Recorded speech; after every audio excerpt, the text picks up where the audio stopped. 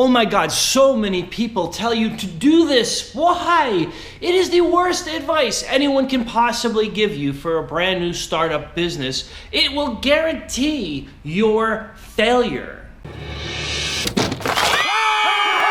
Shh! Don't tell nobody your idea. They might steal it. Ooh, I hate those words so much. They make me cringe. That is the worst business advice anyone can possibly get for a brand new startup.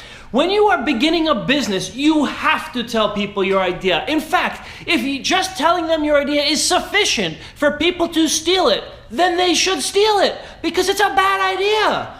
Your idea is not defensible if you have such a simple thing where telling someone your idea is enough to completely lose your business. Because sooner or later you're going to have to launch that business and people need to know about it. It is a terrible thing to tell somebody, don't tell anyone your idea, they might steal it. I hate that advice with a passion.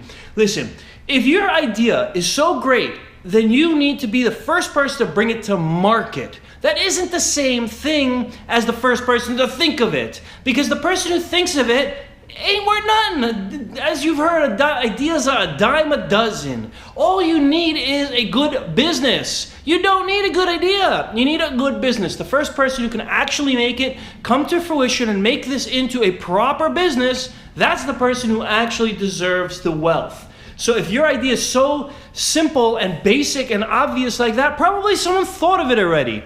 I was once talking to a girl, and I met her at a party, not someone I really know, and she says, oh, I have all these great app ideas for Android apps.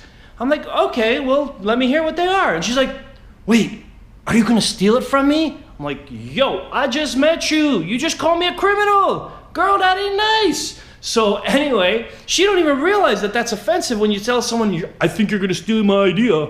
That's offensive. You don't tell someone that. Anyway, she did tell me the idea, and she's like, I have this great idea. It's an app that you sing to it, and it tells you what song you're singing. I'm like, oh dear God, do some research. Shazam was invented in 2002, it does that. And she's like, what do you mean there's something out there like that? How can it be? Well, did you Google and actually look for a product that exists that does this? She's like, no, I didn't want to put the idea into Google because Google can see my searches and maybe they'll see it and copy it. Oh dear God, please help me. Help her. Holy Lord. You have to tell people your ideas. In fact, if you don't tell people your ideas, you are absolutely destined to fail because you need to discuss the ideas with other people and get feedback. See if it works. You also need to get ideas from potential clients or customers or end users of your product or service to see if they even want the thing. Imagine you spend a year working on a product that nobody wants. You don't know because you're sure it's going to work, so you don't need to talk to nobody. That's a really, really bad way of starting a business. You got to talk to people who might be your customers.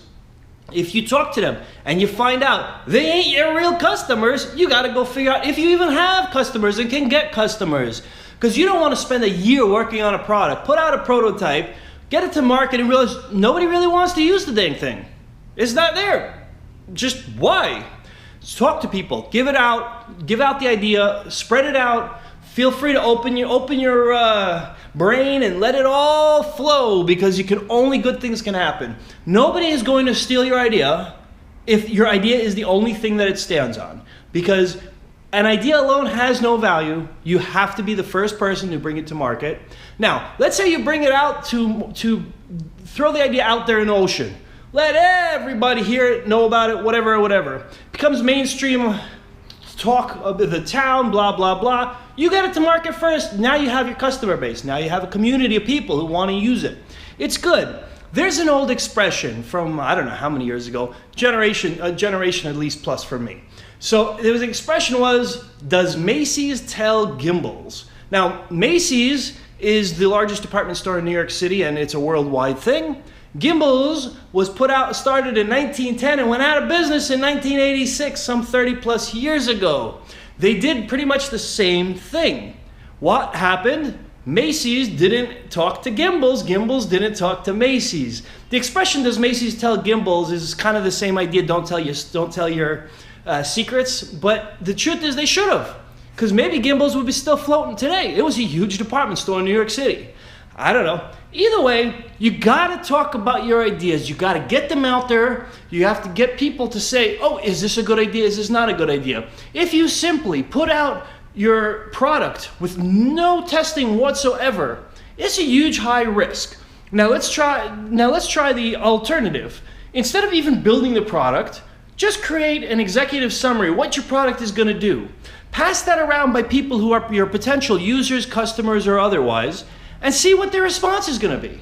And you don't have to build anything. It's just a paragraph of text, a few paragraphs of text, and you can get immediate feedback if this is a great idea or not. If someone manages to copy your idea and steal it and get it to market, then you really didn't have a defensible idea, because that would have happened anyway once you release it. First mover advantage it means the first person who gets it to market is really, really fickle. It is not considered a strong thing to have first mover advantage. What is considered strong is if you can get community adoption in mainstream. You don't necessarily need a product for that. Sometimes you can build up a beta group of people who are ready to be committed to your product when you release it, whenever that happens. Lots of companies operate that way. I mean, Tesla put out the Model 3 and got orders for it before even delivering a car. Way before, months before. So there are plenty of things like that in the business industry where people put out products that don't exist just to see if they get orders, and when they get the orders, they fulfill them. I mean, that's pretty much the way a lot of good startups work. The people who stay hush, hush, hush, don't tell nobody, those are the companies that will usually go out of business. There's obviously exceptions to the rule, but most of the time, if someone tells you don't tell someone your ideas, tell them, y'all don't know nothing, because they don't. In this day and age, you gotta talk about what you do. There are community events, meetups, and places to go where you can literally network with people and discuss your idea and see the feedback. It's really important. You also need to have a network of people who want your product and who will use your product and will discuss it and maybe give you good ideas before you bring it to market, when you can still make changes easily.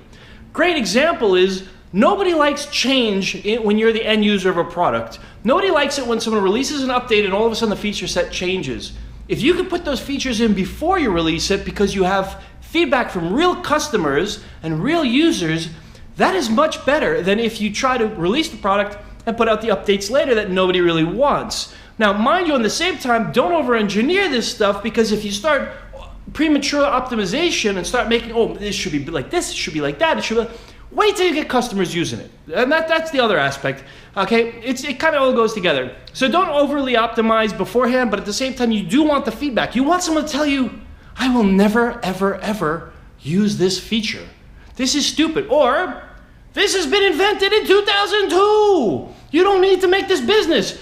When I told her that, she was pretty unhappy, the girl with the Shazam idea. But you know what? I saved her a lot of heartache. Imagine she kept on her direction and spent thousands of dollars building an app, because she didn't know how to build. She'd have to hire someone. Spent thousands of dollars building an app that does exactly what Shazam already does. She would have thrown that money in the toilet. Yeah, straight in the toilet. All right, now, all I did to her was tell her the straight up truth. Her business idea is terrible. However, she was all offended and sad and whatever, disappointed. But the reality is that for the greater good, it was necessary. She heard it from somebody. So all right, so I've been the black sheep. That's why I'm wearing my NYPD shirt today, because I was the bad cop that evening. And so be it. But I saved her a lot of time and heartache. Although, in all honesty, with her ideology, she's probably onto another terrible idea, but that's a different story. But you gotta tell people your ideas. You cannot be afraid someone's gonna steal them, because most people don't. In fact, most people get good ideas and don't put them out. It's the opposite. Ideas are easy to come by. It's the intuition of how to actually deliver the product to the people is the hard part. How do you actually get that motivation to actually do it? I mean, the majority of the effort is showing up. I think Einstein said that, not sure. Either way, you gotta show up, you gotta do it, you gotta put out your product, see what people want, see how people respond to it. Put it out there. Don't even worry about someone stealing it. Competition will see it. If you get competition, that means your idea is so freaking good that it's really great. And that's a great problem to have. Because competition, if you have no competition, it means ain't nobody want your product. Bonus footage. This is a clip from Charlie O'Donnell, a very prominent venture capitalist here in New York, discussing why it is so utterly critically important to share your business ideas before they launch. Our speaker this evening is among the most recognized tech investors in New York City. He started the very first venture firm in Brooklyn. Please welcome the sole partner and founder of Brooklyn Bridge Ventures, Charlie O'Donnell. Chances are somebody's working on your thing all at the same time. I don't want to steal your business. I'm not as good as you at running that particular business. I have a job. So I think you need in the early stages feedback more than you need to like protect the idea, because someone's probably working on it. Right? If somebody like David comes to me and says, I have an idea, right? It's not just him and his background, but I know that if he was going to quit his day job to spend all of his time on an idea, he has a great network of people to vet this by.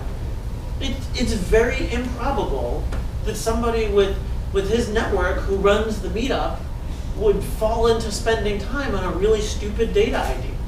Right? Just because there's a million people in this room be like, I don't really think that's such a good idea. Maybe you should think about something else.